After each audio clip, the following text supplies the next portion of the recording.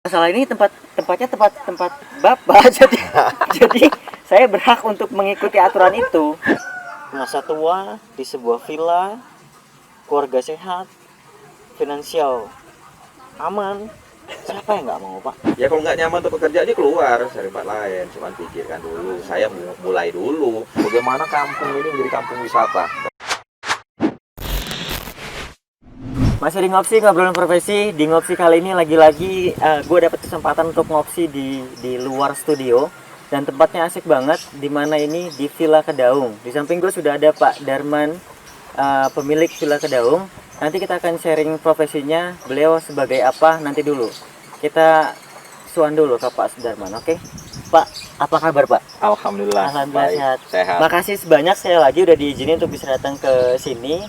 Oke. Ngopsinya di taman, adem, ada suara burung, suara air. Ini villa jos lah. Thank you ya Pak. Kampung. Iya, ini perkampungan. Nuansanya nuansa kampung gitu Tapi maksudnya. Bandar Lampung masih. Masih Bandar Lampung. Oh iya benar, masih Bandar Lampung. Iya. Iya, Kedaung ya Pak ini nama Iya. daerahnya ya. Karena ini kampung Kedaung namanya. Kelurahan Kedaung. Kelurahan Kedaung. Iya. Kecamatannya Masuk ke Miling. masuk ke Miling. Nah, jadi benderanya masih merah putih kok di sini. Siap. Suasana seperti ini. Kalimantan Pak yang sebelahnya Malaysia mah. Kalau di sini kan masih Indonesia semua. Iya. Kan orang kadang-kadang masuk ke sini. Ini kok susah banget masuk ke sini. Ini merah putih apa enggak ini benderanya? Iya, tadi akses saya ke sini juga rada sulit mungkin karena Google Map ngarahinnya ke jalan yang lebih cepat. Ya, salahin Google Map-nya. Kan ternyata kalau lewat depan tuh lebih Deket. dekat. Cepet. Mm-mm. Jadi teman-teman kalau mau datang ke Villa Kedaung itu aksesnya yang lebih mudah itu lewat SMA 7, SMA 7, Perumahan Grand Kemiling. Perumahan Grand Kemiling, arah ke Sumber Agung berarti ya Pak ya? Enggak, arah tetap ke Kedaung. Cuman dia ada Kedaung bawah, Kedaung atas. Kita Kedaung atas. Oh gitu. Dan Makanya enak SMA pakai 7. Waze. Pakai Waze. Nah, Kalau itu, pakai kalau map enak dia pakai lewat Waze. SPN. Iya, aku diarinya jalan tercepat mungkin. Iya. Akhirnya tadi nggak ketanjak. Dia jalan tadi Pak, motor nggak ketanjak. Jadi bukan salah motornya, dia terlalu berat. Bukan. Iyalah, oke lah. Gitu. Jadi teman-teman, Pak Darman ini profesinya, main jobnya sebetulnya sebagai aparatur sipil negara. Beliau itu dinasnya di Rumah Sakit Bandar Negara Husada. Iya, betul. Itu di Kota Baru. Teman-teman Kota banyak Baru. juga yang belum tahu loh Pak. Itu baru rumah sakit Pak ya? Iya, jadi saya juga baru sebenarnya di sana. Oke. Itu rumah sakit baru sebenarnya sih bukan baru juga, 2017 itu sudah diresmikan. Mm-mm. Tapi begitu musim Covid ini itu dijadikan semacam pusat isolasi untuk Covid. Oke. Jadi saya bersama tim kami dipindahkan ke sana untuk membantu manajemen rumah sakit Bandar Negara Husada. Saya di bidang penunjang di sana. Oke. Jadi saya mungkin udah berapa ya? 4 bulan, 5 bulan di situ. Membantu. di Baru situ. berarti. Baru. Saya sebelumnya Dinas Kesehatan Provinsi Provinsi Lampung. Provinsi Lampung. Oke. Tapi ya, saya mah di mana aja. Siap. Yang penting Menjabat asik. sebagai Saya kebetulan kalau sekarang itu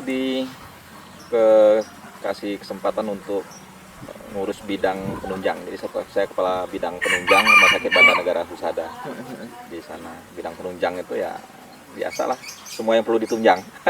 Iya, berarti tadi kan Bapak bilang kalau sekarang itu lebih sering digunakan untuk isolasi Covid. Iya, Rumah Sakit Umum Daerah Bandar Negara Bandar Husada Husada. Itu punya provinsi, punya provinsi. bukan punya kota. Oh. Tapi tempatnya di Lampung Selatan, Kota Baru. Rencana Kota Baru yang mungkin nanti kita tahun depan bukan pusat pemerintahan kan akan digeser ke sana. dari dulu tuh, Pak. Ya, tapi nggak ini saya tahu ada kapan realisasinya. political will dari Pak Gubernur, statementnya beberapa bulan yang lalu. Tahun depan harus menganggarkan pembangunan sana karena 2022 katanya sudah harus pindah ke sana semua. 2022. Iya, Semua pemerintahan yang terpusat Iya. sekarang ini Iya. pindah ke sana. provinsi pindah ke sana. Emang gedung-gedung udah jadi, Pak? Gedung apa tuh? Gubernur, Mm-mm. bangunan kantor gubernur, DPR, Islamic Center, Mm-mm. sama Rumah Sakit Bandar Negara Husada Berarti sama center pindah ke sana juga. pindah. Oke. Semua pindah ke sana. Sebenarnya Polda juga harusnya di situ, cuman karena dikasih lokasi sama Pak Herman, jadi dia di Bandar Lampung, tapi kan di daerah sana. Polda tahun ini pindah. Tahun 2021 pindah semua juga ke sana. Jadi nggak diteluk lagi Polda itu nanti. Enggak. Pindah ke sana. Kalau Polda udah hampir jadi gedungnya. Jadi memang pusat ke sana, termasuk rumah sakit. Nah, masalahnya dulu nggak jadi. Mm. Ya rumah sakit Bandar Negara Husada apapun juga tenaganya udah siap, harus operasional. Kalau enggak alatnya rusak, tenaganya kucar-kacir. Jadi walaupun belum ada orangnya, rumah sakitnya udah ada. Jadi pas Covid ini pas lah untuk isolasi di sana. Kalau tadi Bapak bilang Bandar Negara Husada juga milik provinsi, Abdul Muluk? Abdul Muluk punya provinsi. Jadi provinsi punya 3 rumah sakit. Oke. Abdul Muluk, Mm-mm. Rumah Sakit Bandar Negara Husada, satunya Rumah Sakit Jiwa. Yang di Pesawaran. Iya. Kita cuma bilang satu itulah ya. Iya, 3 Rumah sakit itu. jiwa. Rumah Sakit Jiwa, ya. Tapi kan menerima umum. Jadi yang punya rumah sakit punya provinsi itu ada 3 itu. Oke. Abdul Muluk, Bandar Negara Husada, sama Rumah Sakit Kota Baru, Rumah Sakit Bandar Negara Husada. Kenapa ditambah Bandar Negara Husada? Karena memang sudah seharusnya provinsi punya rumah sakit lebih dari 2, lebih dari Karena 1. itu tadi antisipasi Kota Baru, untuk membangun kota baru itu kan dia harus punya fasilitas yang lengkap. Mm-mm. Di sana nanti kan akan menjadi ramai. Nggak mungkin fasilitasnya ketika ramai perkantoran ada apa-apa, masuknya itu orang tetap ke rumah sakit Abdul Muluk. Betul. Abdul Muluk itu kan udah maksimal kapasitas. Iya. Udah kayak apa ya kalau masuk ke sana? Tapi sekarang sih udah diperbesar juga, maksudnya bangunannya udah ditambah lagi. Iya, tapi Iya kan masih tetap ya? nggak ketampung. Makanya di Kota Baru disiapkan rumah sakit nanti ketika di sana ramai, jadi itu sudah siap rumah sakitnya. Itu yang terjadi itu. Jadi Bapak menjabat sebagai ASN itu dari tahun Saya ASN itu sebenarnya udah lama ya, tahun 92. 92. Saya ASN, tapi memang takut orang marah kalau saya cerita ASN saya sambilan itu kan nggak cocok. Oh yang ngomong enggak lah. gitu. Nggak bisa. Enggak.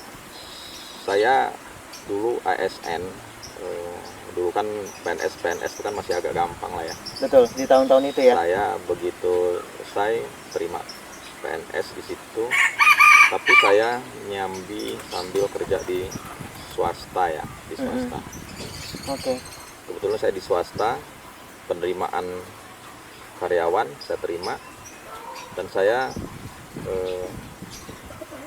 saat itu jadi supervisor langsung. Gaji ASN saya waktu itu 90.000 apa 70.000. Tahun berapa Pak? Tahun 92, 93 itu. Jadi waktu itu proses untuk jadi seorang aparatur sipil negara itu tidak melalui tes. Enggak. Karena memang kebutuhan tenaga saya ada formasi. Sudah lulus kuliah saat itu. Iya. Dan beliau ini lulusan UI. Ngambil apa Pak di mana Pak? Dia? Saya di manajemen rumah sakit. Manajemen rumah sakit. Iya. Ini saya mau ngerokok juga jadi nggak enak karena sama orang kesehatan. Saya simpen dulu rokoknya ini. Nanti teman-teman saya protes ini rokoknya kok ditampangin. Nanti dibilang promosi lagi. Betul. Makanya dari tadi saya mau ngerokok, cuman ini yang diajak ngobrol ada orang kesehatan, jadi kayaknya nggak enak kalau ngerokok. Sebenarnya sih kalau ngerokok tuh ya sah-sah aja ya, namanya hak asasi. Tapi yang nggak ngerokok punya hak asasi juga. Betul. Kan punya gitu. hak untuk menolak, tolong jangan ngerokok di samping gua gitu ya. Tergantung tempatnya. Oke. Kalau tempat kayak gini sampai ngerokok duduk duluan di sini, saya datang ngelarang sampai merokok, ngapain? Masalah ini tempatnya tempat Bapak jadi saya berhak untuk mengikuti aturan itu. Mau nggak mau. Nggak, saya di sini nggak ada yang saya tulis dilarang merokok. Tapi kalau di dalam ruangan sana saya tulisin semua. Siap. No smoking gitu kan, karena di dalam ruangan. Karena di masyarakat kita nggak tahu sih, ada undang-undang kesehatan di situ. Sebenarnya sudah memberlakukan bahwa yang boleh merokok itu di batas yang tidak dibatasi oleh apapun langit, itu boleh merokok. Oke. Tapi kenyataannya kan ya termasuk di gedung pemerintah, ini pemerintah Oh kita iya juga Pak. di ruangannya merokok, padahal itu kan nggak boleh. Di sekolah, tempat ibadah, fasilitas umum ini nggak boleh. Sekolah itu pagar terluar itu boleh ngerokok di luar itu. Oke. Ya itu kalau aturan kita Ya. luar biasa. Indonesia ini aturannya penuh lengkap. Sebenarnya prinsipnya orang Indonesia itu aturan dibuat untuk dilanggar katanya Pak. Nah, Dicari Iya. selahnya lah. itu kan anekdotnya kita. Iya, betul. Sebenarnya. Kadang-kadang saya miris juga, kita sendiri menjelekkan semacam menjadi budaya. Padahal itu kan karena itu tadi kalau saya bilang itu kesalahan pemerintah juga, ketidaktegasan pemerintah. Dalam menangani hal ini maksudnya. Loh iya, Singapura bisa. Orang merokok sembarangan jeger. Ini loh, Denda. pengadilan. 700.000 kadang-kadang nggak tanpa pengadilan, mereka nggak ada urusan. Langsung udah di tempat. Itu bisa kita. Asal udah yang repotnya yang mau ngegas juga dia merokok sembarangan juga. Gimana? Kalau di kita masih belum bisa kayaknya Pak digituin. Harusnya bisa, tergantung komitmen pemerintah. Asal pemerintah nggak ada kuasain industri rokok, itu aja masalahnya. Ya tadi Bapak sendiri yang bilang kan, jangankan di luar lingkungan seperti sekolah gitu, di lingkungan Pemda sendiri Pak, itu masih bau ngerokok di dalam kantor. Ya banyak pemimpin kita, pemimpin rapat aja udah merokok. Iya, apalagi ya taruhlah kalau kita masuk ke perusahaan rokok ya, itu juga mereka meeting sambil ngerokok Pak. Tapi mungkin haknya adalah ya gue kan kerja di perusahaan rokok gitu, Iya. jadi ya wajar lah gue ngerokok. Ya oke lah kalau itu, cuman kayak pemerintahan kita, kantor-kantor pemerintahan itu juga sorry to say, mereka masih mau ngerokok di ruangan gitu. Walaupun CEO-nya sendiri nggak ngerokok. Oh iya enggak, benar Pak, benar. Karena dia tahu itu membunuh dia kan Iya. ya. Akhirnya dia nggak merokok, betul kalau itu Karyawannya betul. orang Indonesia Wah, boleh ngerokok ngerokok. Pak. Nah, itu Boleh, kan boleh. hebat mereka. Iya. Israel itu masyarakatnya dilarang merokok. Oke. Industri rokok boleh. Kemana dijual? Ke negara-negara berkembang kayak Indonesia. Hebat kan Israel. Lah kita industri rokok banyak, masyarakatnya boleh, iklan di mana-mana. Iya. Dekat sekolahan pun ada iklan rokok. Itu yang ya PR kita lah, PR generasi muda lah. Nah, selanjutnya. Pak Darman ini kan lulusan dari kesehatan Iya. UI. Kalau saya baca impact terbesar apa ketika seorang menyandu rokok, itu kan seperti impotensi, untuk yang perempuan gangguan kehamilan dan janin lah, kanker. Itu kenapa tidak membuat orang takut ya Pak? Walaupun sudah ditulis jelas-jelas di peringatannya ada di rokok gitu. Ya. Di sini sudah nggak ada. Udah nggak ada. Ah, ada. Ada kecil. Merokok menyebabkan iya kecil. Kecil, jadi ini harus pakai kaca besar. Ini adalah strategi. Di aturannya jelas, dia harus ada tulisin ini, bisa terbaca harus sekian. Tapi kan di kenyataannya kan ini masih ada kecil gini. Sebenarnya kan kita nih kayaknya rasa-rasanya karena nggak enak aja ini nggak ikut-ikutan tulisin ini. Di aturan sudah ada. Di negara lain tuh kan lebih ketat lagi aturannya. Kayak di Singapura atau di luar negeri. Mana boleh beli ketengan. Terus anak yang beli itu bolehnya tuh 17 tahun ke atas membeli rokok. Dia nggak boleh jual di warung-warung terbuka itu kelihatan. Oh, kalau di sini alasannya disuruh bapak beli rokok kalau masih kecil. Udah bapaknya nyuruh anaknya, Iya. nyuruh istrinya ke warung suruh ngutang lagi kan. Ngutangnya 2 batang lagi kan. Jadi luar biasa hancurnya aturan di kita. Anak-anak 2 kali dia diajarin sana, diajarin beli rokok, diajarin ngutang. Berarti kan ngutang kan miskin nih. Sebenarnya dia nggak punya duit nih. Tapi dia untuk ngerokok. rokok dibelain. Iya, ketika anaknya di rumah nggak ada lauk, dah biarin aja lah, garam aja nak, nggak usah ngutang sana. Tapi ketika nggak punya rokok, nggak punya duit, ngutang lu nak sana. Iya. Luar biasa dampak ekonominya. Itu itu dampaknya secara ekonomi. Kalau di kesehatan deh Pak, maksudku kenapa orang tidak se-aware itu, termasuk saya lah ya. Saya nggak ngomongin orang lah, saya juga karena memang candunya itu saya nggak bisa lepas dari nikotinnya. Ya, itulah jeleknya sebenarnya sih nggak terlalu jauh beda dengan narkoba.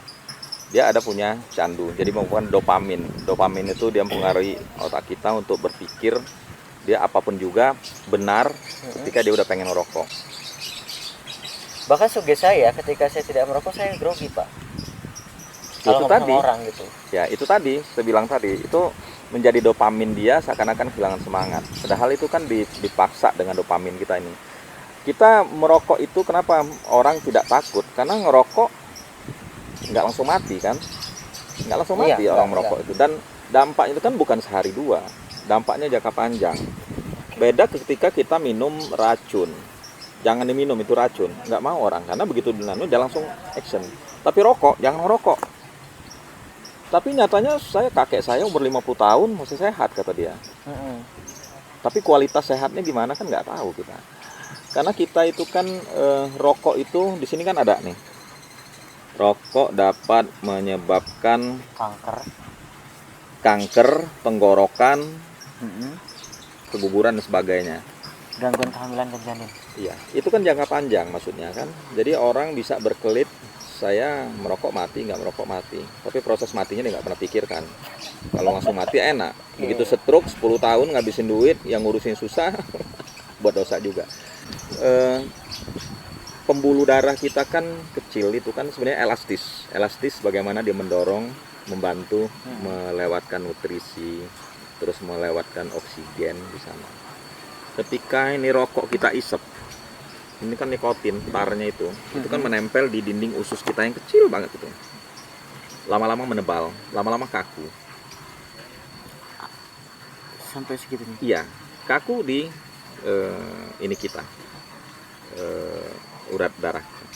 Ketika kaku, dia lama-lama kan sempit, pembuluh darah kita sempit. Ketika sempit, mengalirkan darah kan, ini kan jantung kita mompa nih. Tadinya lancar pipa, sekarang dia sempit. Akhirnya kan jantung dia kan sama jadi itu mompa. Kalau masih muda ya gagah.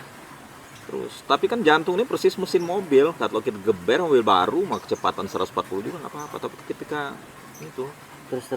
ya overhaul mesin. Ya gitu juga jantung. Kenapa akhirnya kita darah tinggi? Karena jantung kan memaksa mompa. Tekanan darah kita kencang karena ini nggak lancar. Lama-lama jantung itu ya namanya kita akhirnya darah tinggi. Akhirnya ketika nggak mampu lagi lewat darah ini mompa itu ditikun tadi belum ya, bukan hanya rokok aja ya. Makanan lain juga berlemak segala macam itu pengaruh juga, makanan, pikiran, stres itu pengaruh. Akhirnya ketika dipompa paksa nggak bisa lagi, pecah kalau di tangan ya paling dia lumpuh sebelah, di jalur ke kaki karena nggak dapat suplai lumpuh. Kalau pecahnya di otak kan selesai semua, nggak bisa mikir, nggak bisa apa. Nah itu yang itu jangka panjangnya. Itu terjadi jangka panjang. Kalau ngerokok ini 2 jam dari sana orang stroke, orang pasti berhenti semua. Nah itu yang membuat orang abai. Dia melihat bapak saya dari kecil merokok sampai sekarang sehat, dan orang tidak pernah berpikir tentang statistik. Dia bercerita kasuistis. Oke. Padahal kalau kita statistik kan, kalau kita belajar statistik itu dari 1000 orang itu merokok 500 nggak ngerokok. Dari 500 nih berapa yang stroke, dari yang nggak ngerokok berapa stroke. Pasti kelihatan. Yang merokok stroke-nya angkanya tinggi, yang nggak merokok rendah. Jangan ngelihat per kasus. Kalau per kasus sih bisa aja. Kan setiap orang tuh berbeda dari tahan tubuh, pola pikir, pola makan, pola hidup, olahraganya berbeda. Tapi secara statistik, di antara 1000 orang, 500 yang merokok, 500 enggak, kita lihat berapa yang kena stroke di sini, kena kanker, berapa yang kena di sini. Bisa aja orang yang nggak merokok ini stroke juga, kanker juga, mungkin pola makan. Karena rokok ini termasuk yang penyumbang besar untuk angka itu. Nah, itu orang nggak pernah ngelihat itu. Orang kan ngelihatnya per kasus saja. Kakek saya sekarang 90 tahun, tapi kualitas hidup dia kita nggak pernah tahu. Bagaimana dia menahan batuk, bagaimana dia kehilangan semangat dia, bagaimana dia malam gelisah, bagaimana dia menahan tekanan darah tinggi dia. Kan kita nggak ngelihat itu. Mungkin ada 1-2 yang sehat ngerokok tetap tadi, tapi bagaimana pola hidup dia juga kan. Bukan hanya rokok, bukan satu-satunya. Iya. Oke. Itu tentang rokok. Kenapa orang tetap ngerokok? Ya itu salah satunya. Makanya ngerokok. Oke. Lanjut. Nah jadi, terus saya mau ngomong apa lagi ya? Ini info yang baru saya terima sebetulnya, karena ada juga yang bilang gini Pak. Ini saking bodohnya kita ya. Ngerokok mati, nggak ngerokok juga mati kok. Betul. Gitu. Jadi memang semua itu ada waktunya, dia bilang. Betul. Karena memang ada juga kan yang bertahan. Itu tadi yang Bapak bilang. Ada yang bertahan dengan usia sampai 100. Dan dia masih dengan rokoknya. Betul. Dan nggak apa-apa. Tapi tadi itu Bapak bilang, kita nggak tahu kan apa yang dia derita, apakah dia nahan untuk tidak batuk, nahan batuk dan yang lain-lain. Itu yang saya bilang tadi, secara statistik nggak bisa kita lihat satu persatu. Betapa banyak yang kena stroke, betapa banyak ini, itu yang menjadi ini utama ya. Tapi yang jelas bagi kita, merokok itu kan yang terbesar itu kan di negara berkembang. Negara maju kan angka perokoknya kan kecil. Negara berkembang kayak kita ini itu angkanya sangat tinggi. Dan industri rokok itu dia paling ini kan surga Indonesia ini kan termasuk surganya industri rokok. Aturannya ada, tapi pelaksanaannya eksekusinya nggak ada. Negara-negara maju udah susah. Ya karena mungkin rokok juga penyumbang terbesar untuk negara, Pak. Betul, tapi sekaligus menghabiskan anggaran kesehatan terbesar juga kalau kita melihat. Dampak rokok itu yang kita mengobati orang stroke, memelihara orang darah tinggi, bagaimana obat semuanya itu sebenarnya lebih besar dari itu, cuma nggak kerasa. Karena ada yang biaya kesehatan ditanggung oleh negara, ditanggung oleh BPJS, ada yang out of pocket. Kita sebagai warga negara menanggung itu. Di negara Israel pendapatan dari rokok betul besar, tapi dia ekspor, bukan untuk warga dia. Kalau kita sih dari kita untuk kita, Pak. Kita, dan makanya kita bilang industri rokok itu surganya tuh Indonesia itu surganya itu. Itu yang bicara tentang itu. Dan Indonesia ya dalam tanda kutip semua lini itu ya dikuasai sama industri rokok lah. Tapi kalau ngebahas soal rokok, Bapak juga bukan orang yang tidak merokok kan sebelumnya? Tuh, saya dulu perokok juga. Merokok juga. Tahun berapa, Pak? Maksudnya berhenti tahun berapa? 5 April 99. Jadi 5 April 99 sebatang pun saya nggak merokok lagi. Di usia berapa, sorry? Usia berapa ya waktu itu ya? Kepala 2 lah ya. Ya masih, oh enggak, saya nikah kan umur 29, umur 29, 30, umur 30 tahun saya berhenti. Dari situ total. Iya. Jadi di situ kita harus tahu rokok itu bukan masalah bisa atau nggak bisa berhenti, mau atau nggak mau. Kalau niat 100% doang mau berhenti merokok, berhenti kok. Mertua saya itu saking dia pengen gendong cucunya, biar dia bisa gendong cucunya harus berhenti, harus tidak boleh merokok, bisa dia berhenti. Jadi mindsetnya kalah. Iya, di dopamin dia sama aja kita puasa ya. Oke. Puasa itu ketika kita siang, memang kita ditekan perasaan kita harus nggak merokok, udah siap, nggak pengen kita merokok siang kan? Bisa dari subuh sampai maghrib kita nggak merokok bisa. Nyatanya malam begitu buka, habis minum dicari rokok dulu setelah itu diperintahkannya. Karena itu tadi dari sininya kan ya. Ya karena termasuk larangan berpuasa kan merokok, makanya tidak dilakukan. Nah, ya, karena larangan puasa kan berarti lebih menguasai otak kita. Oh iya betul. Larang puasa daripada keinginan kita untuk merokok. Iya. Itu kembali lagi ke otak kita, kembali ke niat kita. Niat saya mau puasa. Puasa nggak boleh ini. Orang otomatis kan hilang dia. Oke. Ditekan nih. Coba kamu kanker, juger kamu ini apa itu stroke. Stroke, kolap, jantung itu dibawa ke rumah sakit. Kata dokter kamu kalau mau selamat berhenti merokok. 90% orang berhenti langsung merokok. Coba ngobrol orang itu, dia pasti hilang rasa pengen merokok. Saking takutnya dia dengan stroke kedua kali. Ya. Itu jadi tergantung otak kita. Gimananya ini. Dan ada juga kemarin temen kan dia belum punya momongan. Akhirnya dia putuskan untuk berhenti ngerokok. Betul Pak, kejadian akhirnya dapatlah momongan gitu. Tapi setelah itu ya karena apa yang dia mau udah dapet, dia ngerokok lagi. Maksudku, apakah betul rokok mempengaruhi sperma kita? Kualitas sperma. Kualitas ya pasti ada. Namanya semua zat racun itu bukan hanya rokok sebenarnya kan. Oke.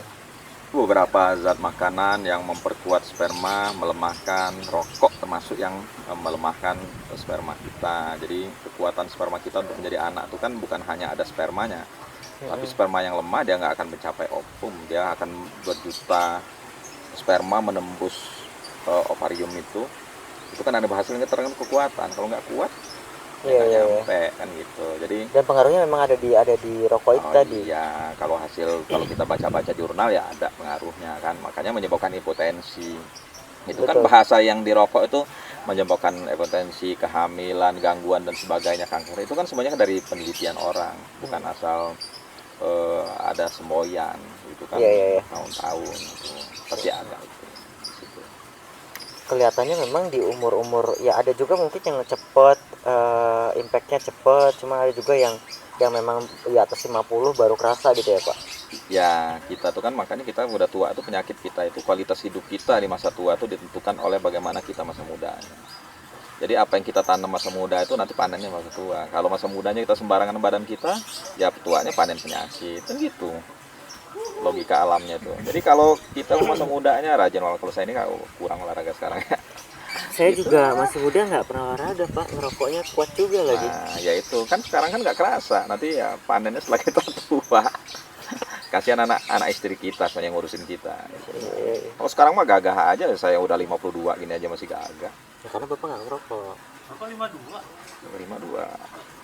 Setara ya. Tapi perasaan saya rasanya 25. Kalau Iya. ngalahin penglihatan gua artinya. Iya. Itu. Apalagi ngelihat yang bagus-bagus, alam yang indah. Oh iya, oke. Bagusnya itu alam indah. Iya, alam yang indah. Ada perempuan-perempuan cantik suka kita. Oke. Ngelihat anak-anak kita ganteng, Penting awet muda, Pak. happy. Intinya happy. Ngelihat sampean sini ngopi, happy. Makanya saya buat kayak gini biar kita happy. Iya. Happy. Kadang-kadang kita nggak ada sakit apa-apa. Kalau stres itu kan otomatis kita sakit. Bener sih. Apalagi di usia kita, di usia saya sama Ernest juga kan pressure hidupnya mungkin lagi baru lagi hitnya lah gitu maksudnya. Lagi apanya ya? Lagi pressure-nya itu luar Lagi biasa lah. kuat-kuatnya, oh Heeh, iya. Lagi kuat-kuatnya gitu. Pertama karena memang kita juga baru memasuki kehidupan Iya. yang sudah tidak lajang lagi ke keluarga kecil gitu lah, punya keluarga kecil, pressure-nya luar biasa Pak. Impian besar. Rupanya besar. Masih bagus, masih punya impian. Ada orang itu, ya ada bagus ada enggak. Saya mah yang penting makan, bisa ngopi, bisa ngerokok, anak istri makan selesai. Happy amat hidup loh. Iya. Tapi bener nggak Pak, itu bisa dibilang itu orang yang paling bersyukur mungkin Pak. Ayo. Bisa, tapi ya tergantung kita melihatnya positif negatifnya. Kalau kita impian kita terlalu sederhana juga, kasihan anak istri kita juga lah. Terus kalau kita diturunkan memang dari anak sultan nggak masalah. Betul. Loh, kalau kayak saya nggak bergerak. Bapak saya pokoknya kamu mau sekolah nggak nyari sendiri. Terus saya mau gaya anak sultan. Saya nikmatin aja lah ya kelar hidup gua. Tapi mensiasat tadi tekanan tadi kan banyak memang, tapi kan banyak jalan kalau kita kreatif. Makanya kalau orang kreatif itu saya suka anak-anak muda kreatif itu apapun juga ketika dia masa tertekan dari suatu perusahaan kayak sampean, saya nggak ngajarin sampean harus keluar dari perusahaan. Bisa makanya. Kalau kita ngerasa tertekan keluar, tapi masalahnya berani nggak keluar dari zona nyaman? Nggak semua orang berani. Saya punya temen, contoh satu, dia dulu kerja di suatu perusahaan, gaji 4 juta 5 juta, itu 5 tahun yang lalu. Besar itu Oh iya Pak. menurut 5 tahun yang lalu iya. 5 tahun yang lalu menurut orang-orang yang lain. Lo gaji saya 4-5 tahun yang lalu PNS itu paling saya berapa sih? 3 juta. Terus dia ngobrol, Darman, saya ini kayaknya nggak hidup deh, gaji saya cuma 4 juta sekian ini ngidupin anak istri saya. Tapi orangnya memang kelihatan orangnya sih. Ya keluar pindah tempat lain sebetulnya. Belum lama dia cerita lagi, belum pasien istri ngobrol lagi, pindah lagi. Gaji hampir sama aja Mas Darman katanya. Kerjaannya ini pagi sampai sore saya. Ya keluar lagi segituin. Terus ngapain? Iya cari yang kira-kira kamu yang bisa banyak dapat duit, yang nggak banyak tekanan. Dia cerita banyak tekanan juga. Jual pisang goreng kayak apa kayak. Saya tuh mau pengen jual pisang goreng kata dia Mas, gorengan. Ya udah eksekusi segituin kan. Saya nggak pernah menghalangi dia, apalagi sayang itu jangan kerjaan lu susah. Enggak. Karena saya mengalami fase-fase itu. Saya mengalami fase-fase itu. Tahu nggak, dia jual gorengan berapa bulan, hampir setahun kemudian cerita sama saya.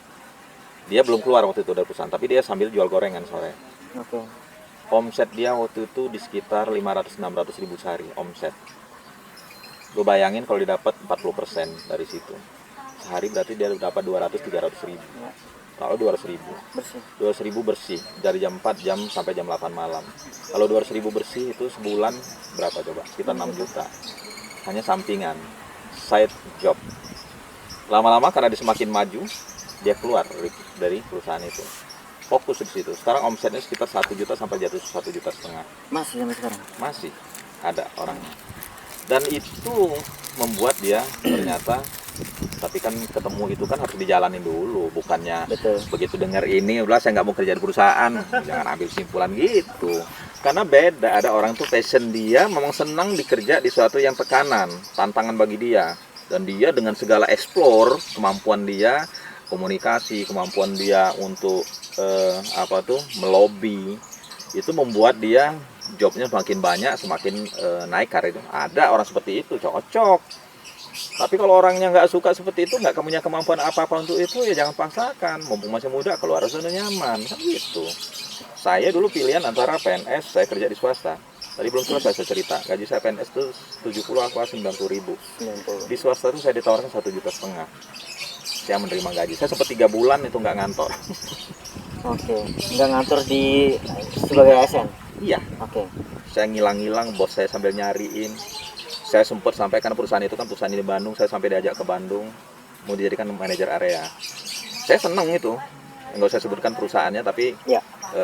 sifatnya customer good. Dan saya memang, saya disuruh manajer area di sana. Saya dijanjikan suatu tempat, rumah, dan saya digaji 1,5 plus personal lah ya, home pay yang lain. Oh, fasilitas tempat tinggal, kendaraan lain-lain semua dapat. Saya nggak, tapi yang jelas dia mengatakan ada semacam kayak rumah disiapkan. Oh ya. Saya di sini karena supervisor dulu kan, saya menyenangi itu. Saya harus keluar dari zona nyaman kan, tapi ibu saya nggak boleh. Udah kita bicara ibu, udah selesai lah, kelar. Iya. Nggak bisa Tapi ngomong. terbukti kan maksudnya. Ya, terbukti apa omongan ibu maksudku. Sampai sekarang juga kan akhirnya Bapak bertahan di sebagai PNS. Karena saya punya pilihan. Jadi saya kalau saya keluar total belum tahu juga apakah saya neraka atau surga, kan nggak tahu saya kan. Betul. Karena kan Tuhan yang tahu. Tapi ketika saya berpikir saya sambil PNS, tapi saya coba sih sambil yang lain.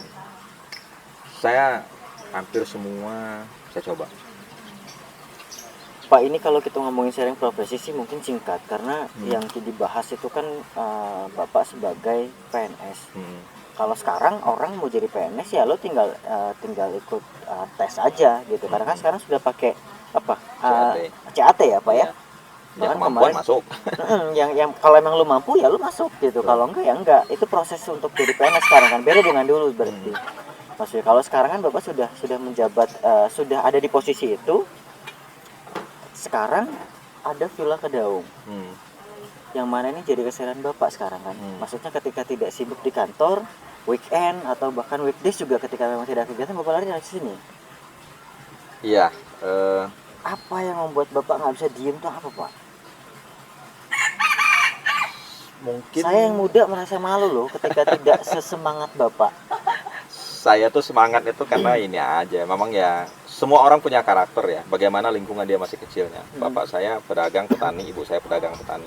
Saya dari kecil sudah dibiasakan pulang sekolah itu sore ke kebun, sore saya suruh jualan jagung keliling. Jualan apa saja di kampung. Saya SD kelas 2 kelas 3. Saya akhirnya sekolah di Batu Raja. Bapak saya nggak memaksa saya mau sekolah, daftar. Kalau Oh, enggak bukan asli Lampung ya, Pak ya? bukan. Saya Dari orang Batu Raja? Batu Raja. Saya SMP kelas 1 kelas 2. Saya di Batu Raja sekolah. Saya kos sendirian, nyari sekolah sendirian. Situ saya jualan pempek keliling. Keluarga nggak ada yang tahu. Tahu nggak hasil jualan pempek saya? Ada teman saya, kalau nanti dia denger podcast ini, Oke. teman saya itu anak kepala kejaksaan negeri Batu Raja, namanya Mas Hengki, sohib saya, Oke. udah kayak keluarga sama saya Pak. Dia uang jajan dia 50 perak sehari. Saking dia kasih sama saya, dia ajak saya jajan setiap hari itu dengan uang 50 perak, Dibagi dua. dibagi 2. Dulu Selawet masih bisa dapat es kali ya? Dia nggak tahu kalau penghasilan saya itu bisa 500 sampai 1000 perak per hari. Selamat Anda tertipu, Pak, pada saat itu. Termasuk ada, kalau Mbak Yosi nonton ini, Iya. anak Pasekda Batu Raja. Siap. Anak Pasekda, terus ada Dokter Nova di Palembang, itu anak klaim sosial. Ibunya suka beli pempek saya. Kenapa? Ternyata setelah saya tahu, karena kasihan anak temennya. Pak Sekda itu, tapi orangnya baik. Pak Sekda itu dia selalu borong pempek saya, sering. Entah apakah dia tahu teman anaknya apa. Masih menjabat saat ini? Oh, udah tua, tapi masih hidup, tapi komunikasi itu. Iya, iya. Jadi mereka semua orang tuh menganggap saya itu miskin. Oh no, saya nggak miskin. Mereka nganggap saya susah. Keuntungan buat Ya, kita ketika mereka nganggap itu kan itu yang saya bilang itu, bahwa dagang itu, ya karena bapak saya dagang ya. Oke. Dagang itu hal yang nggak disangka sama orang berapa saya dapatnya. Saya sewa rumah itu di Batu Raja 6.000 perak satu kamar per bulan. Saya nggak peduli bapak saya mengirim uang atau enggak saya. Tapi saya dengan menghasilkan 500 sampai 1.000 perak sehari, itu luar biasa uang saya. Walaupun memang saya nggak menganjurkan ya anak sekolah seperti itu, karena nggak menguasai, kalau nggak kuat ininya berhenti ya sekolah. Saya aja gitu kadang liar, minggat. Karena lebih menyenangkan Luar nyari biasa. duit gitu kan. Jual es, namanya es sirup itu, jual pempek, jualan di kereta tengah malam, itu kerjaan saya. Dan orang mungkin menganggapnya susah, tapi bagi saya itu kenikmatan luar biasa. Makanya mungkin orang-orang tua saat itu anaknya nggak seperti itu, dia kasihan lihat saya. Dia beli mungkin, nggak tahu jajan anak dia lebih kecil daripada uang saya hasilkan. Jualan sayur. Iya. Jadi saya paham sekali anak-anak yang jualan, saya suka. Itu dari SD berarti Pak? SD saya, bapak saya udah nyuruh saya jualan, ibu saya, nggak masalah. Dan saya, ya itulah mungkin ya, saya nggak pernah malu dengan apapun juga seperti itu. Bukan dibuat-buat, jadi karena memang saya suka.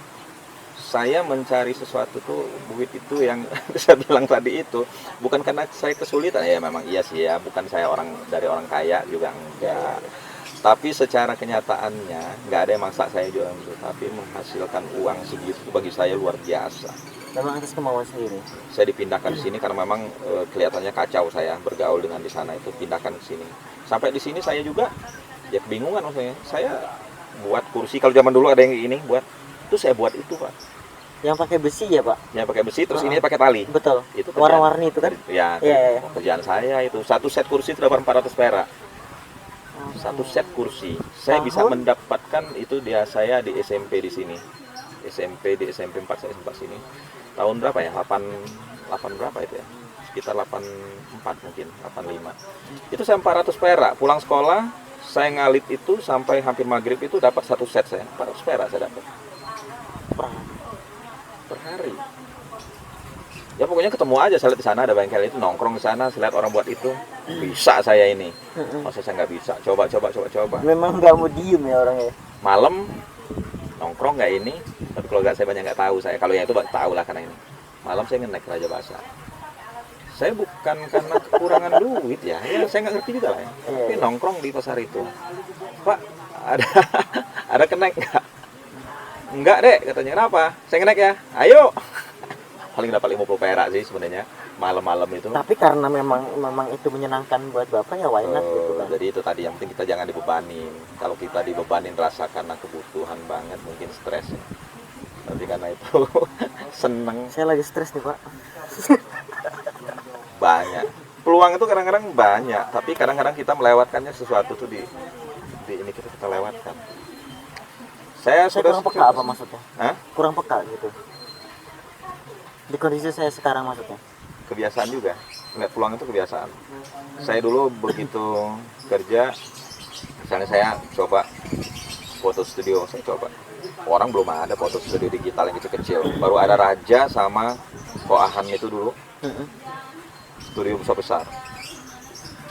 Saya ngajak teman saya buka studio foto digital. Oke. Belum kamera kayak gini. Masih two-style itu ya? Nggak beli. Saya beli yang digital tapi yang pocket. Oh. Pede aja. Kalau secara logika ya nggak akan laku lah. Foto studio kok pakai kayak gitu. Beli Nikon saya itu yang harga 2 juta itu. Nggak laku. Dulu. Tapi nyatanya saya nyewa di SMA Utama ini. Kalau orang pernah nyetak foto di samping SMA Utama itu, Des Foto Studio itu saya itu. Rame anak SMA. Tuh bayangin kertas kertas foto itu kan waktu itu kan 4.000 perak ya. 4.000 perak masih. Terus tinta tuh saya hitung dikit lah habis satu ini. Zaman dulu zaman API, ingat nggak? Foto-foto anak-anak API. API itu apa? Akademi Fantasi Indosiar. Oh, API. Ya. Kan foto dicatat. Oke. Dari handphone, udah mulai handphone tapi masih kualitas jelek dulu kan. Dari handphone foto. Belum punya Pak satu. Cetak itu kan dapat 40 foto kecil. Foto-foto API itu digunting jual 1.000 selembar, 40.000 itu. Modal berapa? 4.000 plus ini sebenarnya 1.000, 5.000 modal kan. 40.000. Itu saking pinternya Bapak membaca peluang atau memang Bapak duplikat dari orang lain saat itu untuk yang bisnis itu ya? Iseng aja. Iseng aja. Saya cuman gini aja loh. Saya senang juga foto, saya senang fotografi. Ini samping SMA ini anak-anak kan senang baru HP pakai Iya, kamera iya. itu. Cetak foto, mereka foto, cekrek foto itu kan cetak ke sana. Coba aja. Buka ini kan cuma sewa berapa setahun. Sendiri saat itu. Saya sama teman saya. Coy. Lu bayangin mau ngedit foto aja dulu begitu sama teman lu bisa nggak? Bisa katanya. Begitu lihat lu kok pakai uut gini ngedit. Bayangin, gila nggak? Itu udah disewa, printer, ini udah siapkan, dia mau cetak pakai uut. Gila kan? Ketemu teman gue juga gila rupanya. Buka studio, ayo, bisa loh, bisa katanya. Rupanya sama gilanya sama gua. Lah, tahu saya nggak pakai uut dong. Pakai apa? Ya pakai Adobe lah segitu. Iya, iya. Oh ya, yaudah lo belajar dulu pakai Adobe. Akhirnya saya panggil si ini, siapa yang di Koahan itu kerja di sana dua Ini belum ada Photoshop ya? Ada udah lama Photoshop. Udah lama, itu gobloknya kita kan gitu. Nah, iya, makanya saya mau tanya itu. Jadi gobloknya kita itu kan tanpa ada, itu maksud saya kita tuh kalau terlalu banyak perencanaannya tuh nggak jadi. Gua nggak bisa ini Photoshop. Ini nanti kualitasnya nggak bagus. Belakang lah mau kualitas yang bagus mau nggak coba dulu. Jalan dulu. Lu bayangin temen gua saking ngomong bisa itu pakai uwet, gila lo, mana pakai uwet bisa? Iya tapi kan nggak umum. Akhirnya saya panggil Wawan namanya itu. Saya panggil ajarin dia ini di sini. Oh, dia lebih expert. Dia memang udah kerja di ini apa tuh yang di Koahan yang di ini studio besar itu. Studio besar. Ajarin 2 hari bisa. Oke. Baru kita tuh ternyata itu tadi buka foto, pas foto modal CD itu kan dulu kan 700 perak ya, CD 700 perak, cekrek dasar segini kita jual kan dulu 15.000 foto dengan palang. Yang modalnya itu kan paling 2.000 3.000. Ternyata banyak untungnya di situ tuh. Yang nggak saya ketahui, saya nggak berpikir sampai ke sana. Saat itu. Tapi kalau di jalannya ternyata banyak. Yang penting tapi ya saya mencoba. Masalah nanti selanjutnya saya yang berhenti itu kan nggak usah saya ceritain, orang bikin lemes sesuatu yang nggak ini. Tapi secara keuntungan tuh menggiurkan. Saya buka warnet. Kalau dulu sih mungkin memang masih sepi kan Pak untuk studio foto. Kalau sekarang kan Bapak jalan 25 meter ke depan juga studio foto udah ada Ya lagi. jangan di copy sukses saya masa lalu. Oke. Kan ke depan ini kan banyak hal yang baru. Masih banyak peluang yang lain maksud saya. Sekarang industri kreatif luar biasa, era digital ini asal mau bekerja aja, orang nongkrong di rumah, pinter, ada suara bagus, gitaran terus cover, Iya. bisa dapat. Maksud saya lebih banyak peluang sekarang. Dulu saya buka warnet itu kan orang warnet semua, kok orang warnet semua ya. Begitu saya ngomong saya buka warnet, dari 10 orang tuh paling 1 yang setuju, 9 ngomong ada banyak warnet, ngumpulin 2.000. Begitu saya buat dekat rumah saya, ini mah sepi daerah sini. Saya nggak pernah dengerin itu, cuek aja, buka. Lo tahu omset saya di bulan pertama itu udah berapa? Udah untung 4 juta. Berapa PC? 10. Bayangin buka bulan pertama saya siapkan promosi, siapkan yang bagus tapi ya. Saya ruangan saya yang bagus, saya pinjam duit bank waktu itu. Saya baru selesai S2. Oke. S2 saya selesai, ya duit lagi nggak ada. Saya pinjam bank, buka warnet 10 unit. Saya kembangin lagi. Dan di situ yang nggak kita sangka itu misalnya kita jualan teh botol. Teh botol orang duduk, harga teh botol airnya kan 300 perak. Kita jual di 1.500. Berapa kali lipat untungnya? Posisi dingin. Semua dijual Bapak ini. Dan ternyata untungnya itu bisa menghidupi listrik, gaji karyawan. Dari teh botolnya. Teh botol. Lah orang nongkrong di sana kan minum teh botol. Iya. Minum, nongkrong. Kalau 2 jam kopi itu kan modalnya 1.000 lah segelas.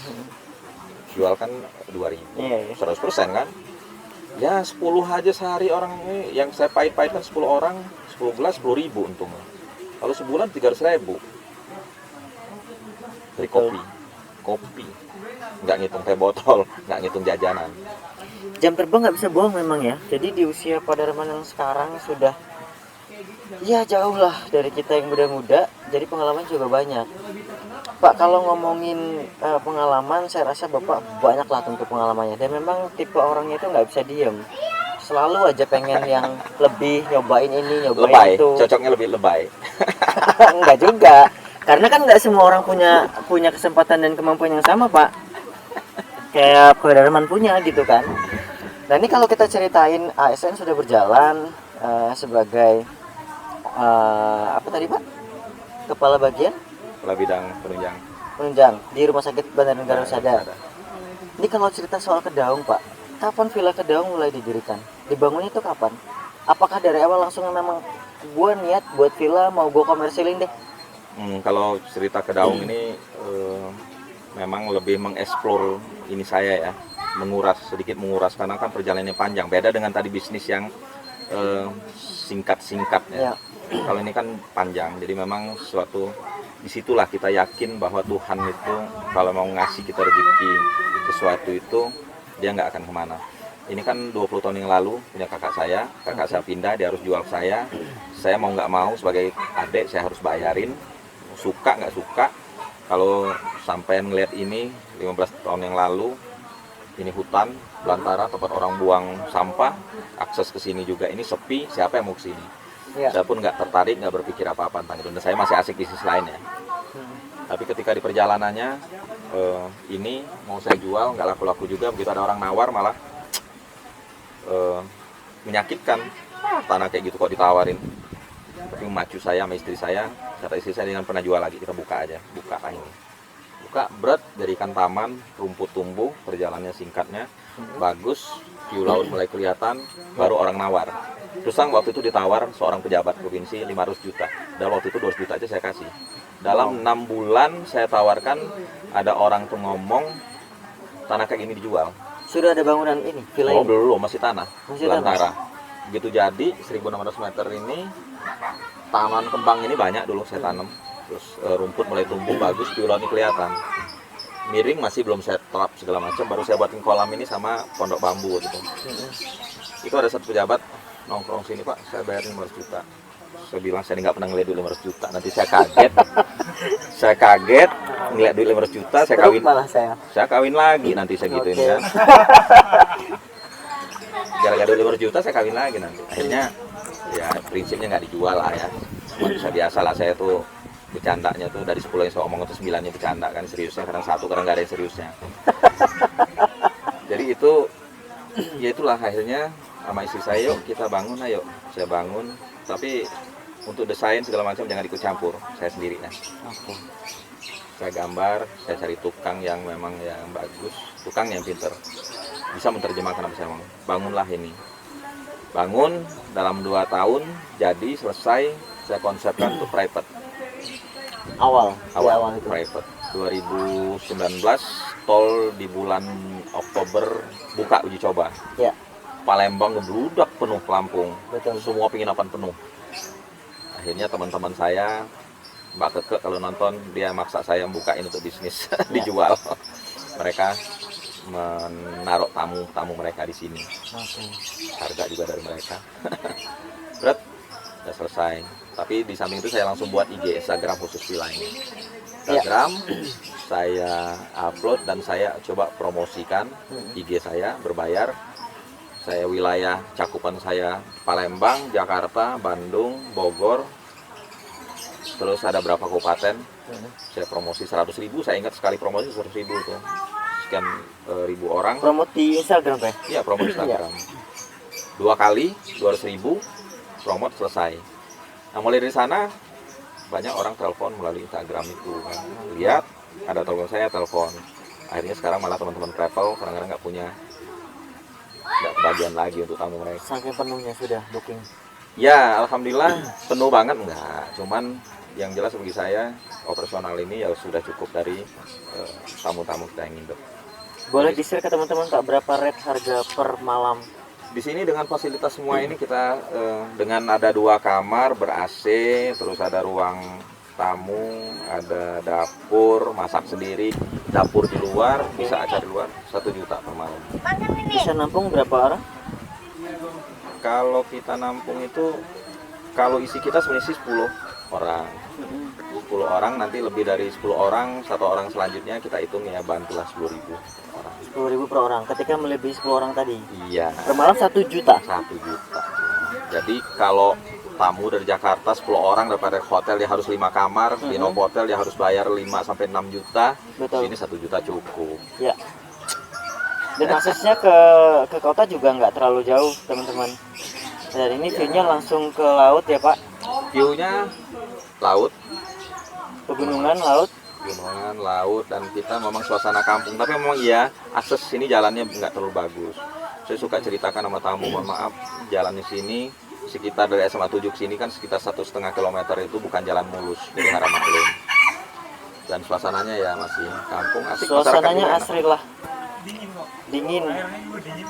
dingin, lumayan alhamdulillah, air juga dari gunung. Nah, itu saya ambil hikmahnya, seandainya dulu saya jual ini kan, akhirnya mungkin saya nggak tahu juga, bisa jadi saya ini sekarang konglomerat. Kalau ini saya jual dulu, Mantap.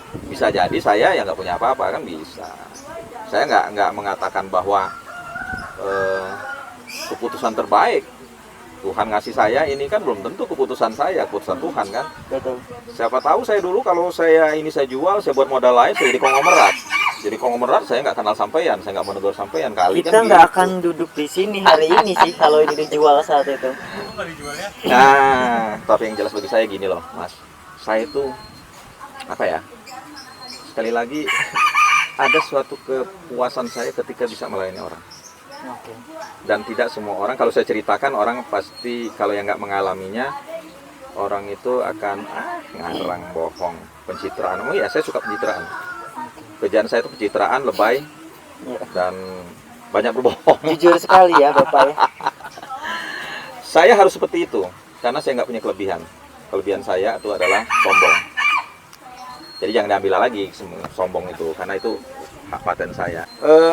Jadi kalau saya bicara tadi seneng melayani orang itu, Mas, saya mungkin dapat uang dari kantor dari suatu tanda tangan honor saya dengan 1 juta. Senang ya, senang sih. Ya. Namanya uang. Orang Bill Gates yang punya duit segitu aja senang butuh duit. Tapi Masih. ketika saya membuat suatu kopi, orang ada pesen kopi, saya buatkan dengan hanya 5.000 perak, dengan hanya 3.000. Orang tuh minum dan orang bayar sama saya 5.000 tuh, senang luar biasa. Dan itu yang saya rasakan dari kecil, Mas. Ketika saya ingat masih kecil, pertama kali jualan jagung itu ada orang beli selawe perak satu itu ya, beli 4 biji, kasih di 100 nih, Mas, 100. Senang luar biasa. Gitu pulang itu saya dapat uang ini kan dari jualan itu. Beda dengan saya dikasih bapak saya uang ya biasa, bagi saya dia kewajiban dia. Tapi ketika saya itu, nah rasa itu mungkin nggak semua orang ada. Betul. Bisa menghasilkan uang sendiri maksudnya. Iya. Apa yang belum Bapak jual jadi kalau saya tanya nih? Saya nggak ngerti juga. Jualan jambu keliling dicucuk zaman dulu. Keliling biasa itu. Ah, pekerjaan yang saya. pakai ini ya. Dicucuk lidi. Cucuk lidi atau kulit bambu itu. Cucuk lidi saya. Cucuk lidi. Termasuk nangkai kayak dulu kan dicucukin itu. Dicucukin zaman dulu, zaman saya. Terus saya jual keliling. Saya ada tamu datang sini. Bisa nurunin tas dia. Bantu nurunin. Dia kelihatan seneng itu. Seneng luar biasa. Rasanya itu. Ini yang tes itu sebagian dirasakan oleh pedagang saya. Dan tidak akan dirasakan orang yang nggak pernah berpengalaman tentang itu. Tes. Tapi kalau saya ngobrol sama pedagang tuh suka gitu. Ketika dia laku jilbabnya 1 itu seneng mereka tuh ya. Jadi kayak itu menjadi dopamin. Kalau rokok itu kan menjadi dopamin, mencandu kita pengen Rokok terus. Siap. sama dengan ini dopamin kita rasanya pengen melihat jambu itu sayang amat ya. Kalau saya kiloin, saya taruh titik di warung, itu nyandu loh, yang gitu-gitu tuh nyandu, nggak bisa dibohongin gitu. Dan nggak semua orang punya apa ya, punya pemikiran itu loh Pak. Saya sih nggak aware loh kayak gitu-gitu. Mungkin itu tadi, beruntung saya punya bapak saya dulu, mungkin dia apa aja dia jual. Ibu saya yang sekarang ikut saya tuh, ibu saya dulu apa aja dia bisa jual, apa saja bisa dia jual. Dan dia kadang-kadang ke pasar, ibu saya pedagang di pasar, pedagang sayur ya. Dia kadang-kadang dari rumah, dari kebun dia nggak punya apa-apa, dia datang ke pasar. Dia ambil dari orang sana, dia taruh warung, dia jual. Tuhan tuh udah ngasih rezeki dia lain. laku juga. Nah, balik lagi kalau ke villa ini Pak, villa Kedaung ini. Semua orang justru pengen punya mimpi one day gua kayaknya harus punya villa deh gitu. Apa termasuk impian Bapak juga villa ini? Membangun sebuah villa ini untuk istirahat keluarga. Awalnya private itu tadi sebelum dikomersilkan. Ya, tapi bukan impian kecil. Impian kecil saya bilang tadi, saya pengen punya tanah luas, rumah kecil. Nah, Ya. itulah akhirnya untuk saya, kebetulan ada tanah. Saya tadi ada tanah di samping SLB, itu sebenarnya mimpi saya. Oh, ada tanah 500 meter, kayaknya udah sedang nih kalau buat saya rumah kecil di sini, tua saya di sini.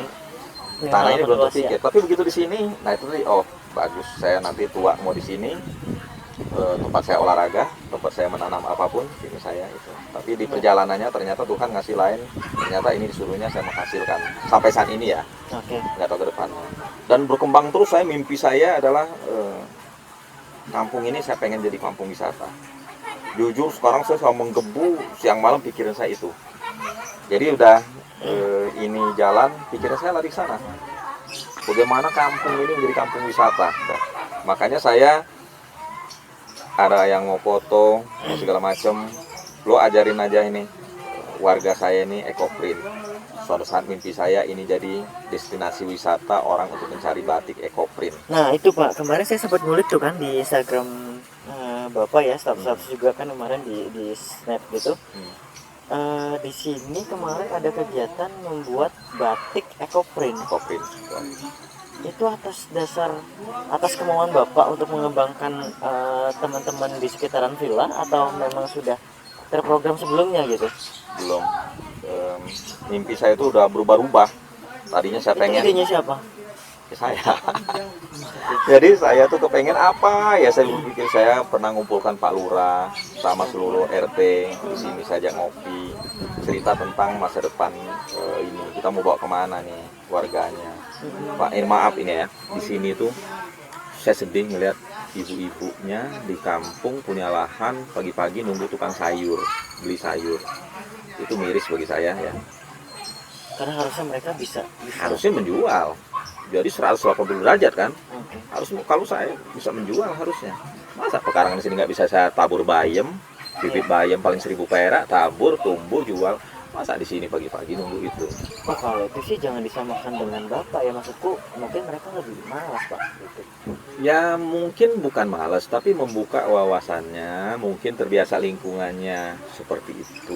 Itu lingkungan besar pengaruhnya. Makanya bergaulah sama orang-orang yang positif inginnya. Kalau udah orang yang ngeluh terus, kalau saya tinggalin aja. Itu yang buat saya miris. Makanya saya kumpulkan Pak Lurahnya, Pak RT-nya, RT seluruh sini. Gimana sih kita membangun orang ini? Apa saya contohkan nih kampung warna-warni nih kayak gini. Sederhana kok idenya. Kan mereka ngomong, oh iya Bapak punya uang. Betul. Ceritanya gitu. Kata saya, bukan hanya uang, kemauan. Mau nggak? Itu dulu. Tapi kan memang salah satu syaratnya memang harus ada fulus. Syarat pertama itu mau Betul. dan berani. Oke. Sekarang sampean ngomong, saya nggak punya uang. Tahu-tahu joget nih 5 miliar lo mau apa? Pasti bingung. Aduh, mau ngapain? Karena belum pernah ada cita-cita mimpi sebelumnya mau ngapain. Pasti gitu. Tapi ketika orang itu udah memang dia tinggal butuh uangnya, ada di 1 miliar tuh langsung berat saya pengen gini. Cuman selama ini kan selalu dia terkungkung dengan benak dia, saya kan nggak punya uang. Akhirnya dia nggak punya perencanaan apa-apa. Iya, iya. Memang teman saya tadi yang jualan pisang goreng itu, dia sekarang dengan bisa menghasilkan 10 juta sebulan, emang dari modal apa? Loh, handphone kita, ini handphone saya mahal nih, dibeli bos saya. Anak-anak ngomong nggak punya modal, handphone dia harga 3 juta. Saya 3 juta, saya bisa menghasilkan. Kalau orang anak-anak itu saya ceritakan, dia nggak punya uang, lo butuh berapa? Bingung dia. Cuma kalau saya, wow, saya belikan gerobak, saya ngambil somai, saya dorong untuk keliling somai. Ya. Dapat saya duit. Depan saya pasar nih. Saya ada handphone 3 juta. Saya jual, ini saya jadikan ini, saya belikan alat-alat plastik, saya jualan ngelapak di sana. 3 juta udah banyak alat Apa plastik. yang membuat Bapak pengen mensejahterakan lingkungan sekitar Villa Kedaung?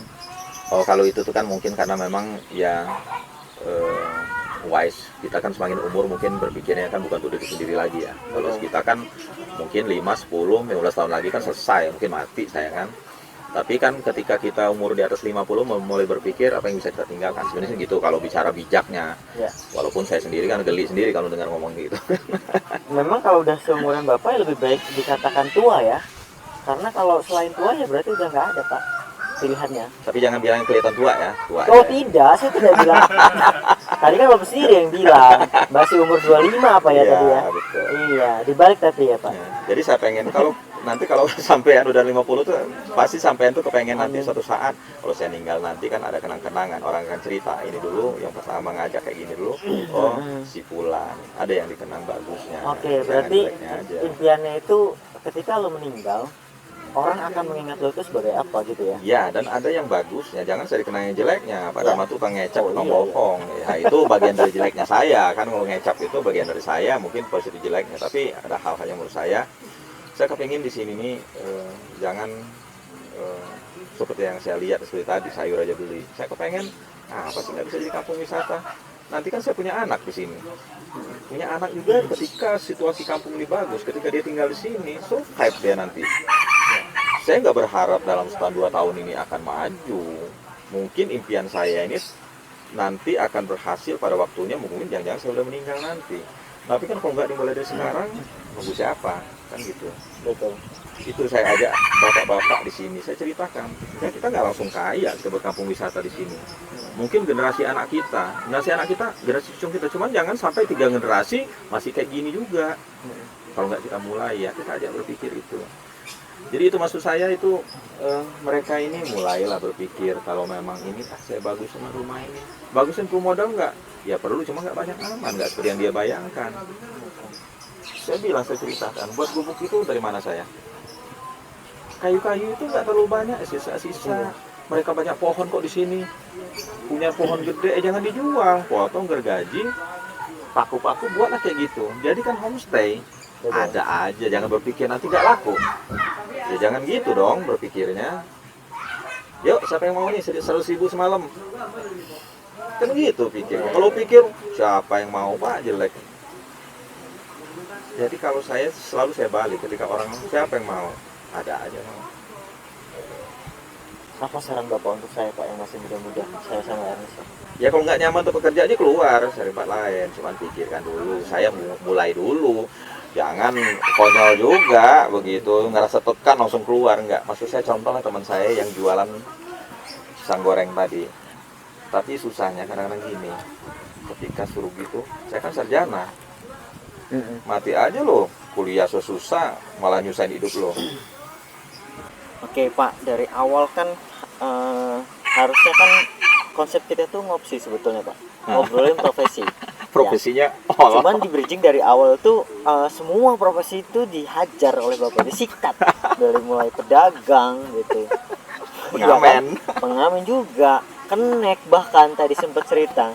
Jadi keberhasilan sebagai ASN juga kan itu tidak disangka juga awalnya kan, karena Bapak juga sempat nggak mau jadi itu, karena sempat ngambil pekerjaan di swasta. Ya. Cuma balik lagi karena orang tua mau tetap bertahan, minta Bapak untuk tetap bertahan di sebagai PNS itu tadi, akhirnya sampai sekarang juga. Cuman karena memang Pak Darman ini orang yang nggak bisa diem, maksudnya selalu memikirkan peluang apa nih yang bisa dilakukan gitu. Nah Pak, kita semua tahu lah, saya juga pasti nggak nolak ketika ada orang yang ngomongin saya.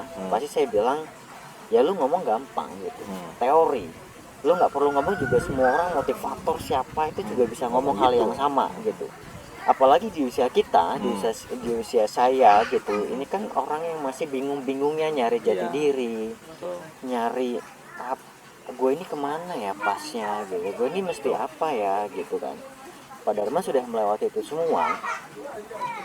Bisa nggak ngasih kita sesuatu yang tidak hanya cukup oleh teori dengan kata-kata gitu maksudnya, karena kita pengen juga masa tuanya itu merasakan hal yang sama seperti Bapak rasakan.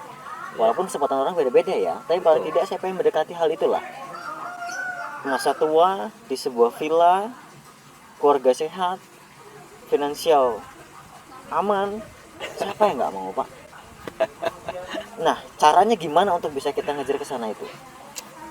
Yang jelas bagi saya adalah kalau orang lain bisa itu, saya bisa tuh harusnya. Cuman bukan saya berarti saya segala-galanya bisa menerapkan itu ya. Kita kadang-kadang ketidakyakinan kita itu yang mengalahkan kita tuh, sama kita ragu kita bisa apa nggak percaya diri.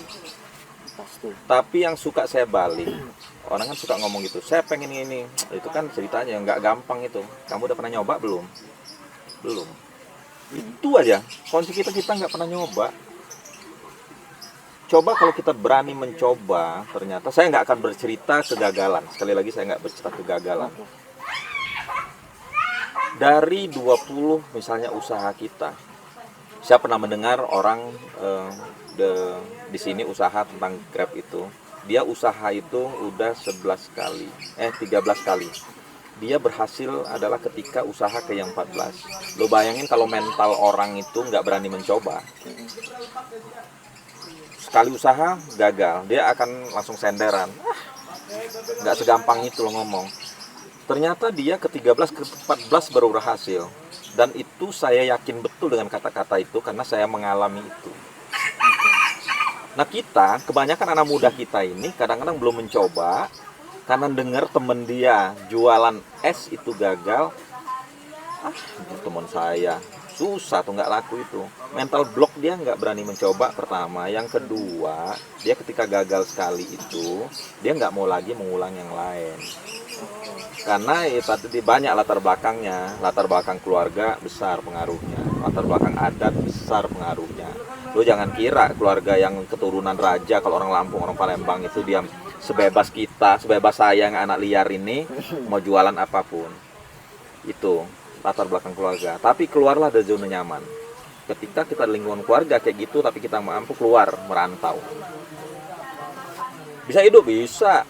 Orang kita manusia itu kan sama kelebihannya. Ketika lo nggak punya apa-apa merantau ke Jakarta, pasti lo hidup dengan cara lo. Tapi setuju nggak ketika hidup Bapak itu sudah digariskan seperti ini, dan garis hidup saya mungkin juga nggak sama dengan Saya Bapak. percaya Tuhan baik sama kita, tapi Tuhan juga menilai apa yang kita kerjakan. Jadi orang ngomong takdir itu sesuai dengan apa yang kita pikirkan. Saya yakin itu. Tuhan itu hanya menggariskan, selalu punya dua pilihan. Entah saya silakan aja mau dibantah ulama segala macam, itu bagi saya. Tuhan itu selalu membeli dua opsi. Kata orang sudah takdir, udah berhasil. Tapi saya nggak memilih ini, nggak akan berhasil. Kata Tuhan kalau kamu milih ini, kamu kesana. Kalau kamu milih ini, jadi coba. Itu yang itu tadi penyakitnya, kita nggak mencoba. Banyak orang yang ngobrol sama saya anak muda, ya enak ngomong kayak gitu katanya kan. Tapi kan banyak yang gagal tuh orang. Lo udah coba belum jualan itu? Belum. Terus lo taunya dari mana gagal? Kita penyakit kita satu, kita itu selalu mental block kita itu nggak mau mencoba. Tanya orang yang sudah berhasil ini, ya ada yang nasib dia bagus, mungkin sekali coba langsung berhasil. Tapi betapa banyak orang gagal itu puluhan kali. Ya. Kita, kalau rezeki kita ternyata Tuhan tuh menggariskan rezeki kita di dasar lautan, tapi kita sibuk terus mengutek-ngutek di kebun ini aja yang nggak dapet. Ya. Kita kan mencoba menetaskan telur itu di mana saja, mungkin sering dengar bahasa itu, tapi kan kita nggak tahu yang menetas itu di mana. Itu yang kita harus bentar ya. Siap. Halo. Ya.